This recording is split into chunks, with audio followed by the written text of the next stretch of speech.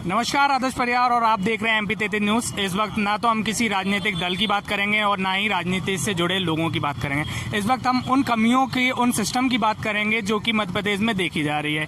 एक बहुत ही बड़ा चर्चा और एक बहुत ही बड़ी घटना है जो सामने आ रही है, वो एक बेरोजगारी का मुद्दा है। इस वक्त हमारे साथ खेल से जुड़े वो शिक्षक हैं जो कि रोजगार की उम्मीद सरकार से लगाए हैं। आज हम बात करेंगे कि क्या इनकी कष्ट हैं और कैसे जी अपना जीवन जी रहे हैं।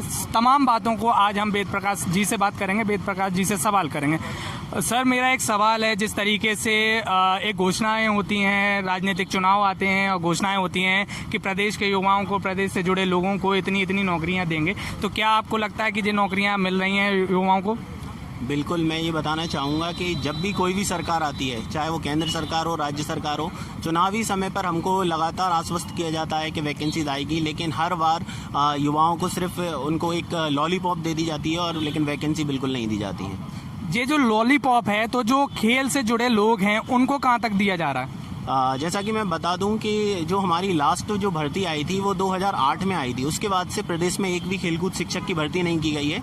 अभी पिछले महीने हमने मैराथन किया था, जो कि विदिशा से लेकर भोपाल तक हमारे सभी साथीगण मैराथन दौड़ के गए थे। वहाँ पर हमने शिक्षा मंत्री जी से भी भेंट की थी। शिक्षा मंत्री जी ने आश्वस्त किया था कि खेलकूद शिक्षक की भर्ती अभी हम जल्द से जल्द करने वाले हैं, और उन्होंने बोला था, हमें विश्वास दिलाया था कि CM राय स्कूल खुलने वाले हैं, उसमें आपकी खेलकूद शिक्षक की भर्ती। अब आप देखें कि खेलकूद शिक्षक की भर्ती तो आई है, लेकिन वो हम लोगों के लिए नहीं आई है जो कि इस खेलकूद शिक्षक की डिग्री हासिल की है। उन लोगों के लिए खेलकूद शिक्षक की भर्ती की जा रही जो ऑलरेडी शिक्षक थे, जो कि उस खेल में माहिर भी नहीं है, स्पेशलिस्ट भी नहीं है, लेकिन एक सरकार खाना पूर्ति कर रही है और युवाओं के साथ, भविष्य के साथ खिलवाड़ कर रही है। युवाओं के साथ एक बात और जुड़ती है कि जो प्रधानमंत्री जी थे, उन्होंने एक मूवमेंट चालू किया था, फिट इंडिया मूवमेंट।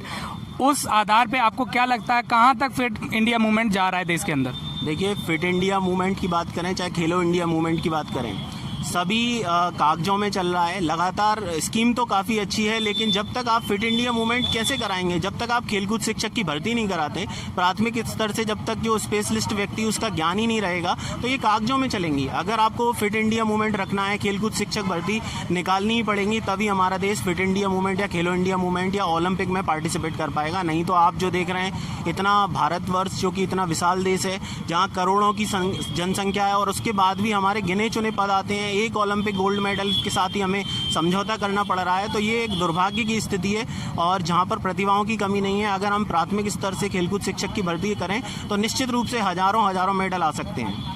एक बड़ी चीज़ जो देखी गई है, शिवपुरी जिले में आपका संगठन लगातार ज्ञापन दे रहा है, लगातार शासन और प्रशासन से मांग कर रहा है कि आप लोगों को भर्ती दें। तो क्या एक बड़ा कारण है कि प्रशासन और जो शासन है वो आपकी इन मांगों को मान नहीं रहा है और ध्यान नहीं दे रहा?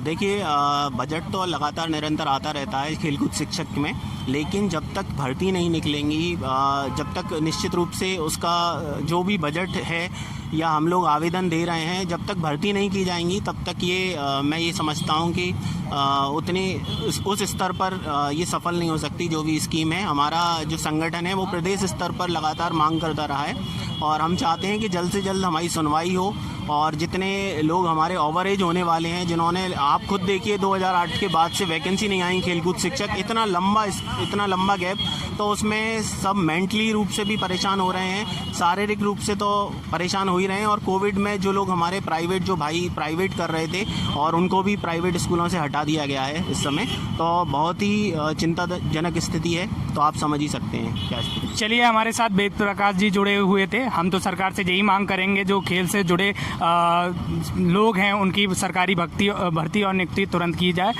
खबरों के लिए बने रहिए एमपी 33 न्यूज़ के साथ। आदर्श सिंह परियार, कैमरामैन मोहित।